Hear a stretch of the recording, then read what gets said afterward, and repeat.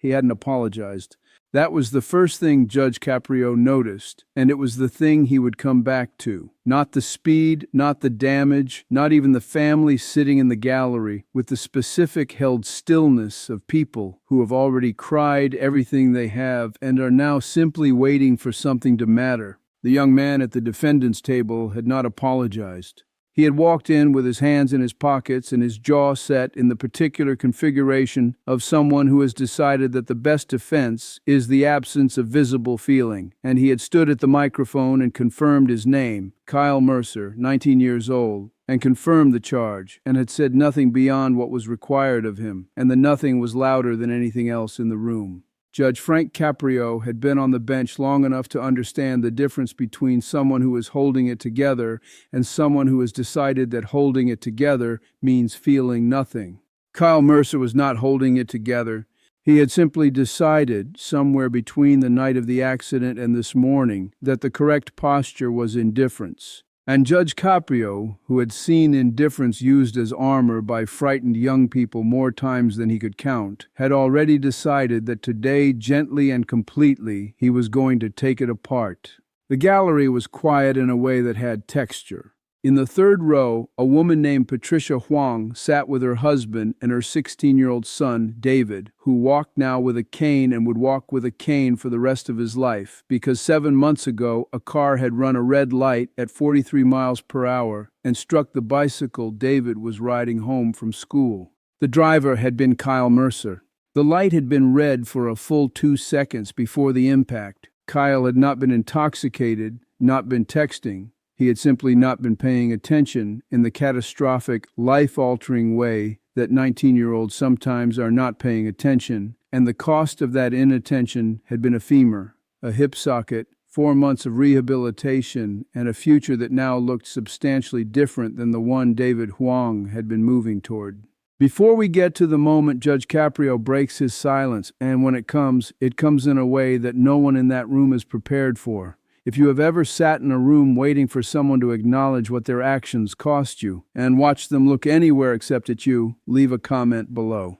Tell me what that silence feels like from the inside, because Patricia and David Huang know, and they have been knowing it for 7 months. Subscribe and stay right here, because what happens at that microphone in the next few minutes is something that every parent, every young person, and every human being who has ever made a mistake they couldn't take back needs to hear. The charge before the court was reckless driving resulting in serious bodily injury. A civil matter had been settled separately. This was the criminal proceeding, and Kyle's attorney, a competent, careful man named Stevens, who had clearly advised his client to say as little as possible, had entered a plea and was presenting mitigation. Kyle had no prior record. He had enrolled in a driving safety course. He had, Stevens noted carefully, expressed remorse through the civil process. The word remorse landed in the room with a small, audible hollowness, and Patricia Huang's husband put his hand over hers on the wooden bench. Judge Caprio looked at Kyle. Kyle was looking at the table. "Kyle," the judge said, "not Mr. Mercer, Kyle, the name of someone being spoken to rather than processed. I want you to look at me." Kyle looked up. His eyes were the eyes of someone who has been performing, not caring for so long that the performance has started to feel like the real thing, which is its own kind of danger. "How old are you?" 19. "And how old were you when the accident happened?" 18. "So you've had 7 months," the judge said quietly, "to think about this." Kyle said nothing. "Have you?" That's when everything changed. Because Kyle Mercer, who had walked into this courtroom with his jaw set and his hands in his pockets and the complete protective architecture of someone who has decided not to feel anything in public, looked at the judge and said, flatly, defensively, in the voice of someone repeating something they've been told rather than something they believe, "I said I was sorry." Through my attorney, the courtroom went dead silent, not the brief silence of transition. The profound structural silence of a room that has just heard something that has changed the temperature of the air.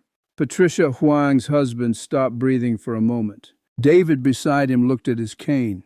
The court reporter's fingers stopped. Judge Caprio did not react immediately. He sat very still in the way he sat when something had been said that required space rather than response. the way you hold a window open to let something out. Then he turned slowly and deliberately toward the gallery, toward the third row, toward Patricia and her husband and their son with the cane. David, he said, and the name was gentle, and the gentleness of it in that specific silence was somehow more devastating than any tone of condemnation could have been. Would you like to say anything? David Huang stood. He was tall, and the cane made the standing effortful, and he did not rush it, and no one in the room moved while he found his footing.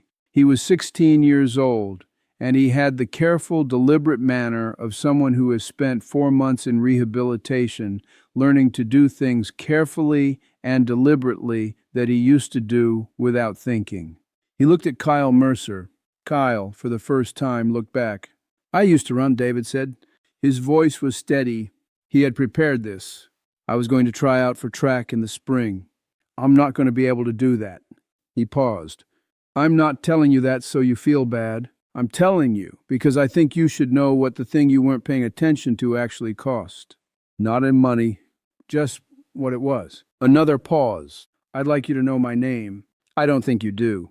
Kyle Mercer's jaw was doing something it hadn't done since he walked in. Something was moving behind the armor. Something was, slowly and visibly and irreversibly breaking through. Judge Caprio let the silence hold for a long moment after David sat down. Then he turned back to Kyle, and when he spoke, his voice had the quality it gets in the moments that people remember. Not loud, not hard, but carrying, the way certain sounds carry in large spaces, not because they are powerful, but because everything else has gone quiet to make room for them. I have been a judge for a long time, he said. I have sat in this seat and listened to young people tell me they are sorry in every possible configuration of those two words. Some of them mean it when they say it. Some of them learn to mean it later. And some of them, he looked at Kyle directly, not with anger, but with the particular attention of a man who is trying to reach something rather than punish it. Some of them are so frightened of what they feel that they have convinced themselves they feel nothing. Because feeling nothing seems safer than feeling everything that this actually is. He paused. You said you were sorry through your attorney. David just told you his name. He told you what he lost. He stood up on a leg that is never going to work the same way again, and he looked at you, and he gave you the truth of what happened. And I am going to ask you one more time, Kyle, not for the record, not for the proceeding, but because it is the most important thing that happens in this room today. Do you have anything to say to him? Not through your attorney, to him. The courtroom held its breath. Kyle Mercer stood at the microphone for a long time. The armor was gone. Whatever he had walked in wearing, it was no longer on him, and without it, he looked like exactly what he was. A 19-year-old boy standing in the ruin of a decision he made at 18, looking at the person it had cost the most, and finally understanding that there was no version of this that didn't require him to be present for it. He turned to face the gallery. He faced David Huang, and he said in a voice that had lost every layer of performance and arrived at the thing underneath, I know your name. I'm sorry, David. I'm sorry for all of it. I think about it every day. I know that doesn't fix it. I need you to know that I know. David Huang looked at him for a long moment. He nodded once. Not forgiveness, not yet, maybe never, and that was his right, but acknowledgement. The acknowledgement that something true had finally been said in the room. Patricia Huang was crying. Her husband had his arm around her. He was crying too. The sentence, when it came, was not lenient. Community service, a suspended license, mandatory counseling, and a requirement that Kyle speak to driver's education classes 4 times per year for 3 years about what inattention costs. Not a speech. His actual story. His actual face. His actual words about what a second and a red light and a bicycle had made permanent.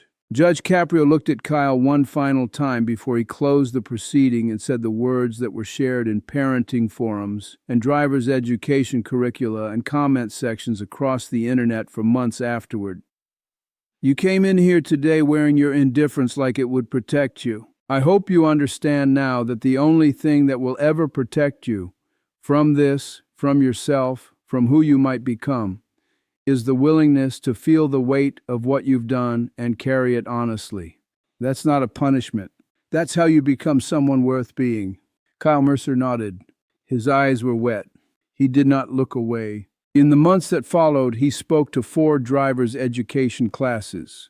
He did not read from notes. He told the truth, which was harder and more useful than notes. A teacher at the second school emailed the courthouse afterward and said that 3 students had approached her after class to say they were going to be more careful. She wanted the judge to know. He knew. David Huang went back to school. He could not run track, but he joined the team as a manager, and he was, by every account, excellent at it, organized, committed, there before anyone else, and last to leave.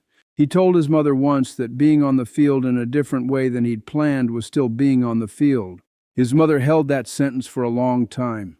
Kyle Mercer and David Huang never became friends. But 2 years later, at the 4th and final driver's education class Kyle was required to attend, there was a note waiting for him at the front desk. It was from David. It said, "I heard you've been doing these. Thank you for taking it seriously." That matters. Kyle kept the note.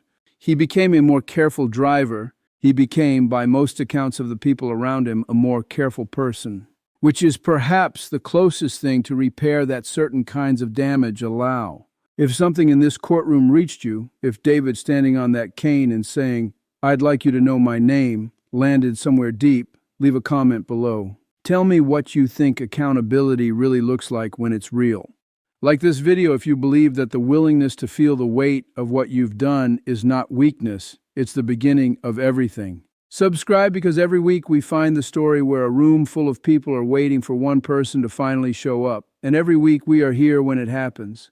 And share this one because somewhere there is a Kyle Mercer who hasn't turned around yet. And somewhere there is a David Huang who deserves to have their name said out loud by the right person in the right room. Say the name. Feel the weight. That's where it starts.